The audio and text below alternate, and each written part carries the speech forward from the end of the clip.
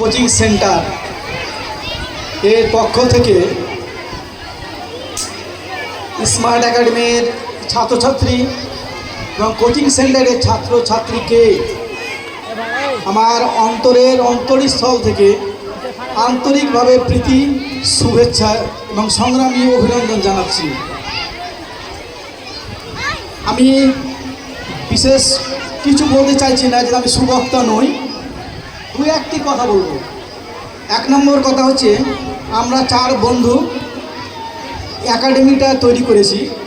তোমরা সকলেই জানো, যিনি জায়গা দিয়েছেন মরহুম ফায়েক হোসেন মহাশয়, তিনি তো আমাদেরকে ছেড়ে চলে গেছেন।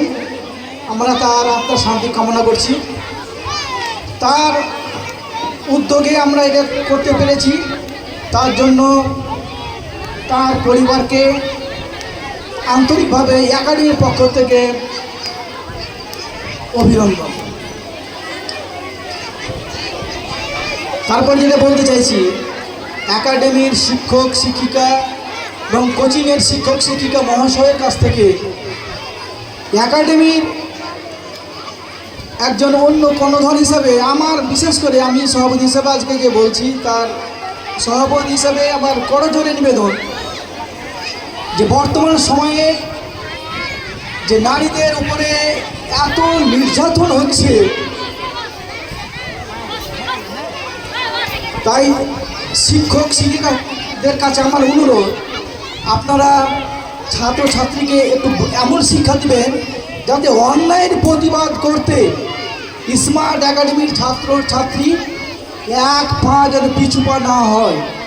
কারণ অন্যায়কে প্রশ্রয় দিলেই অন্যায় কিন্তু সমাজে বৃদ্ধি পাবে, আর অন্যায়কে যদি গুণাতেই যদি তার প্রতিবাদ করা হয়, তবে অন্যায় করতে সাহস পাবে না। 2, যে কথাটা বলতে চাইছি, যে বিশেষ করে কোচিংয়ের এবং স্কুলের 9, 10, 11, 12 যারা ছাত্রছাত্রী আছে, তাদের কাছে আমার একটা রিকোয়েস্ট, যে পৃথিবীতে দুটো জিনিস চলে গেলে আর পাওয়া যায় না। এক নম্বর হচ্ছে তার প্রিয় মা বাবা আত্মীয় স্বজন, 2 নম্বর হচ্ছে সময়। তো আমি বিশেষ করে 2 নম্বর জিনিসটার উপরে একটু গুরুত্ব দিতে চাইছি।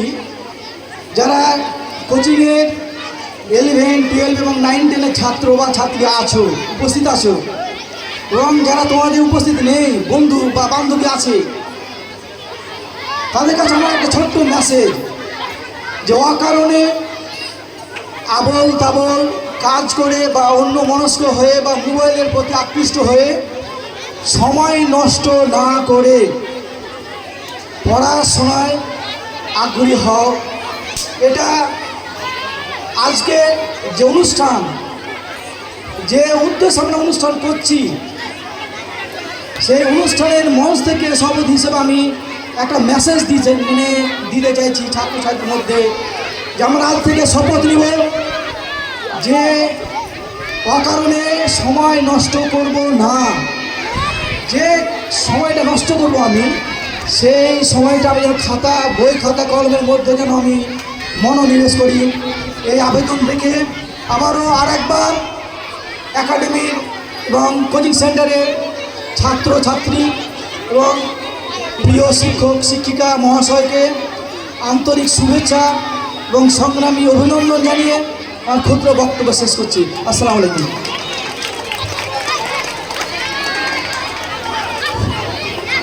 অসংখ্য ধন্যবাদ এই অনুষ্ঠানের সভাপতি জনাব রবিউল ইসলাম মহাশয়কে।